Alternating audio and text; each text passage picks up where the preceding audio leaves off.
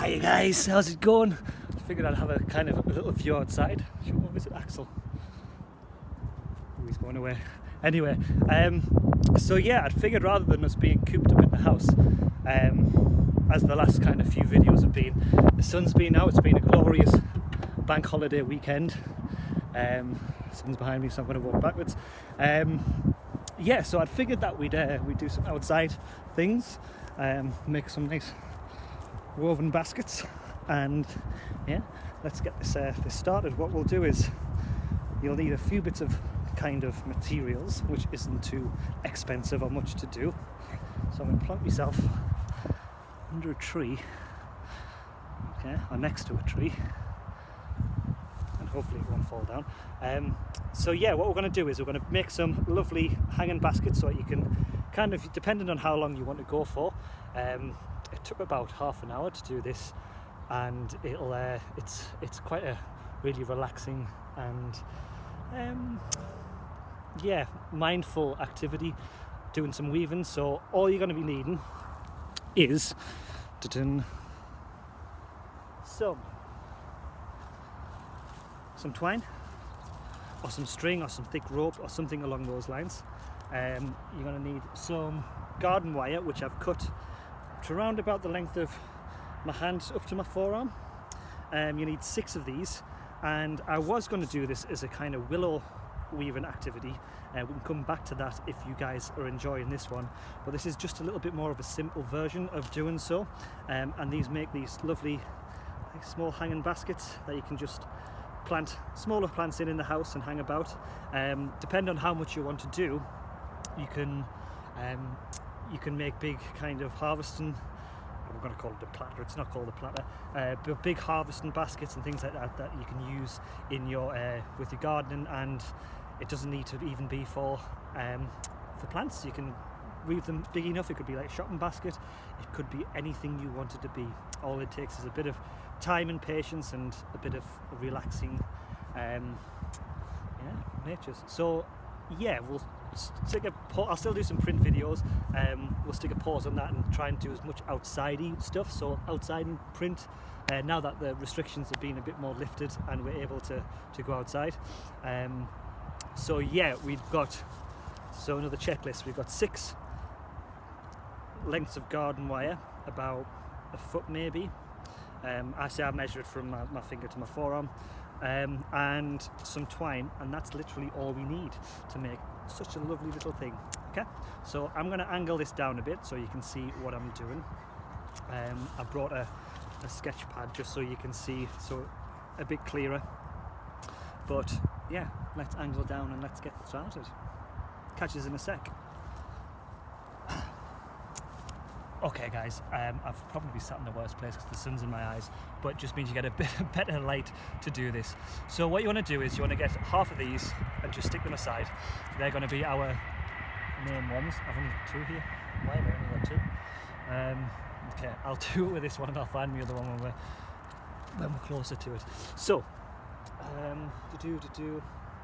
where are you? There you are. Okay, so what you're going to do is you're going to choose 3 possibly of the longer ones, which are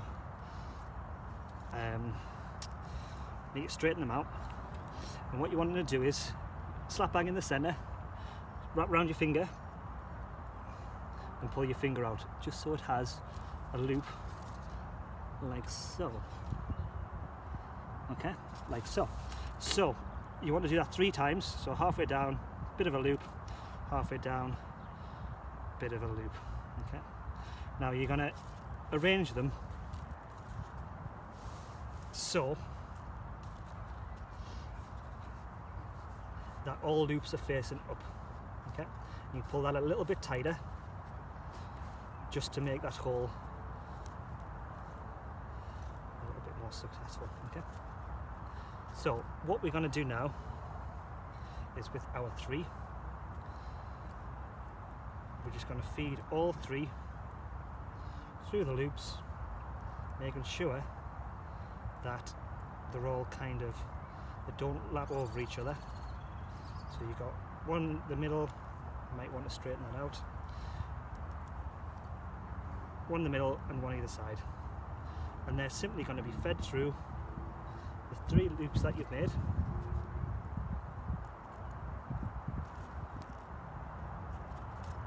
And this is going to be the start of our weaving shape. Okay. So once they're all the way through, you're going to pull down to the middle and then just tighten them off by pulling them as tight as possible, just so they're fully engaged and connected and close together in the middle. This is the fiddly part, guys, so this bit gets a bit fiddly, but once you get past this bit, it is a lot easier. So this works exactly the same with willow or hazel if you're going to be weaving with those. So what you're wanting to do is, with that shape, you want to make it like a clock. So you've got the center for 12 o'clock, then you're going to pull down to 1 o'clock, then the side up to 2 o'clock, middle at 3 o'clock, then 4 o'clock, top one 5 o'clock, vertical one 6 o'clock, vertical one 7 o'clock, horizontal one, just making sure it's the right one, 8 o'clock, 9 o'clock and 10 o'clock. Okay, I know it looks a little bit messy like this, but it's a good way to start. So what I've done is I've got my twine, and I'm going to start by looping under 12 o'clock, so you've got a little bit of a part hanging off the end. Okay, so once you loop over under 12 o'clock, you go over 1 o'clock, under 2 o'clock, over 3 o'clock, under 4 o'clock, over 5 o'clock, under 6 o'clock,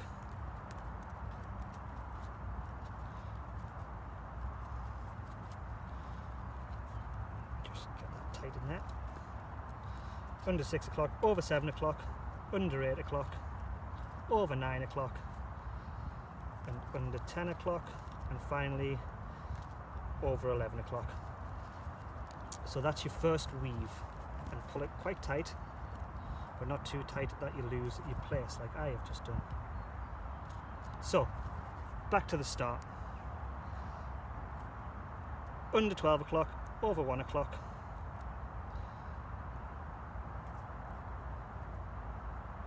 or under 12 o'clock, over 1 o'clock, under 2 o'clock, over 3 o'clock, under 4 o'clock, over 5, under 6, over 7, under 8, over 9, under 10, over 11, and then back to under 12. Okay, so you start to get this bit of a weave. If you can see, and I'll hold it up with the sketchbook behind it. And then you're going to carry on that for another 3. Okay, so you're going to do 5 under over, so under 12,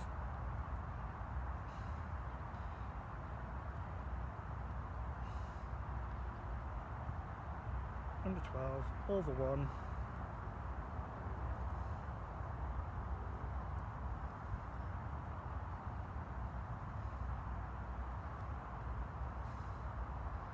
and then it gets a bit easier while you can see what you're doing,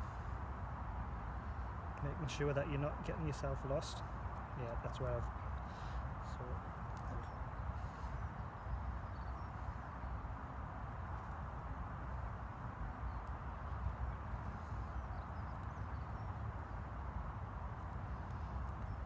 and then continuing round.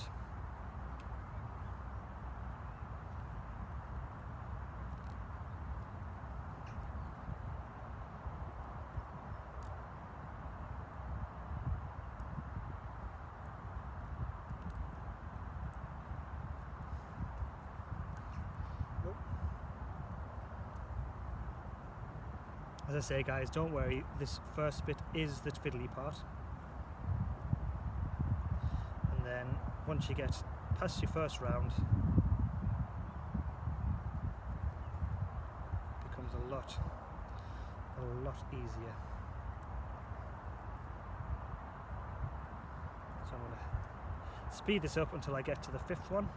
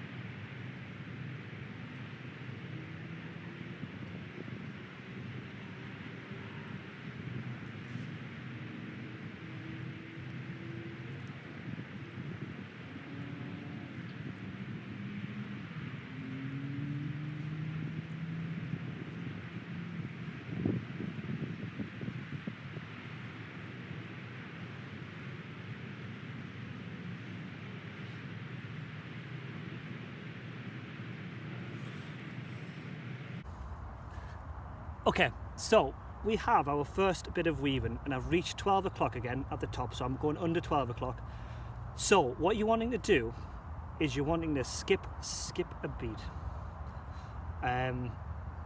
So you'll be under 12, you then go under 1, pull it nice and tight, and then you go over 2, under 3, over 4, under 5, for another 5 turns around the clock.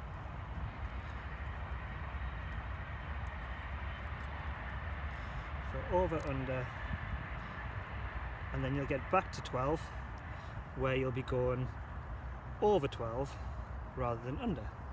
And this just skips a weave and gives it a lovely pattern just as it changes, well, not the direction of the weave, but the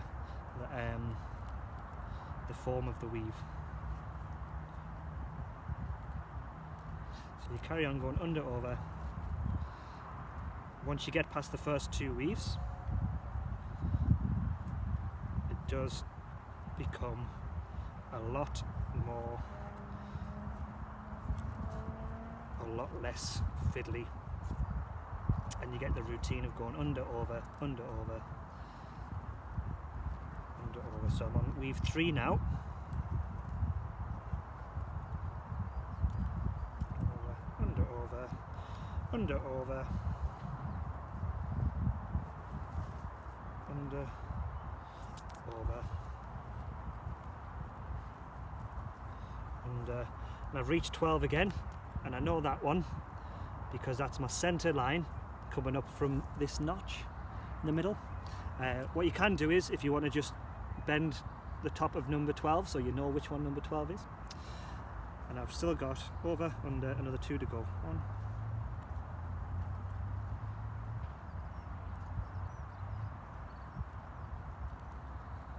and you'll see it starting to take its form. So we're on our last weave from number 12. And the easiest way to think of it as a clock just means that you've got the shape rather than stars, and which it is a kind of a star shape. So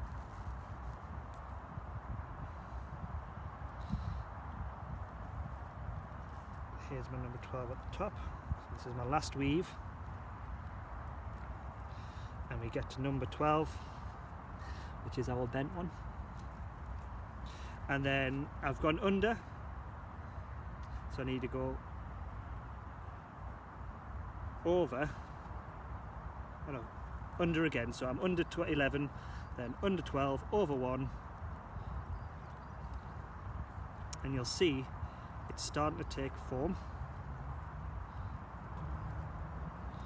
and going round. So every time you get to the 5th one of number 12, and you can just count that by counting the threads. So 1, a bit more difficult to see, but from this one, 1, 2, 3, 4, 5. and you can begin to manipulate the shape, making sure that everything's tight in together, keeping a strong pull on the weave.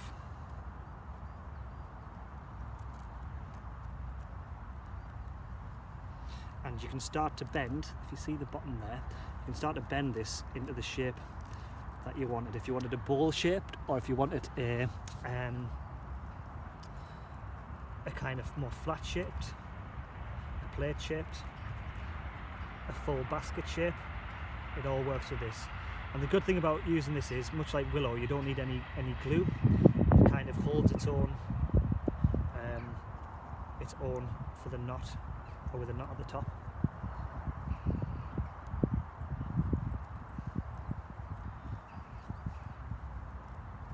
And I'm going to carry on with this and catch you at the next step, okay? So 2 secs. Okay guys, you get to the end of it where some of the kind of, you're getting to the end of some of the wire that you've got there, okay? Simply what you've done is you have just chop off the last little bit to have any length of string you want to be hanging from. I've just done I'm going to do a small basket, but you can have it hanging quite high. The longer the string, the longer it'll hang. But what I've done is I'll show you. So on my last weave, I've taken it to this one, I've looped it round and double back on myself, and then just press down so that locks that in. So this whole weave is now kind of locked in, and I'm going to pull this down a bit. But if you can see, because you've skipped, it goes in then out, then in then out, and just gives a bit of a nicer kind of shape to the weave. So with all the additional bits for the one where it's behind, which I'll come a bit closer for,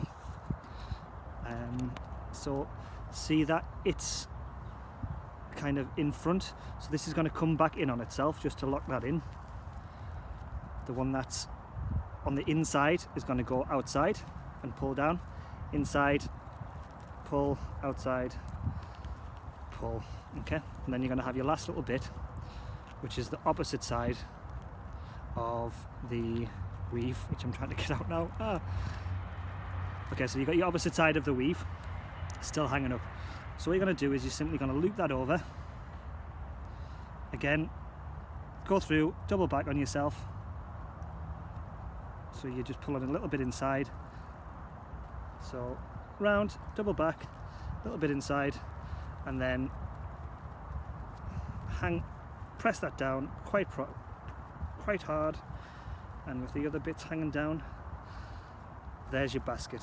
And what you can do is, because the wire is quite malleable and because you can kind of pull, and you can loosen off, you can get it to the perfect shape that you want. I'm quite happy with how that looks. Maybe pull a few bits up. And there's our standing shape of a hanging basket, which is quite the cute thing. So what you can do with these is, I've put flowers in them, or I intend to put flowers in them, which is just a kind of hanging basket for the windowsill, or just outside. If you make a bigger one, you can hang it out your front and have some hanging stuff in there, or some flowers in there. What I would advise you just to line it with a bit of newspaper before you put soil in, and that's good to go.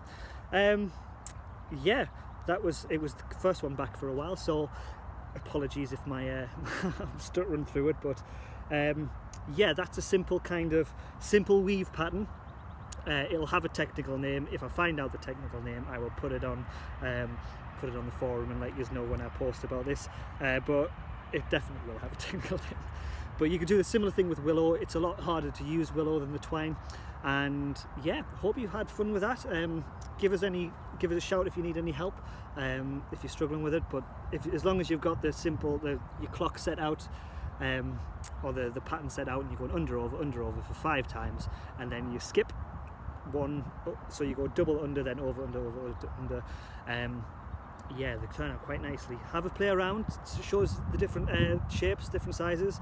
As I say, you can because it's wire, you can mold it into a kind of flatter shape. yeah, it's quite malleable. So really enjoyed this one, guys. Get yourselves out, sat in the garden, sat somewhere in the park, do some weaving, very relaxing, and yeah, really enjoyed it. So catch us in a bit, guys. Peace and all happiness, and enjoy the freedom that we have coming on. Bye.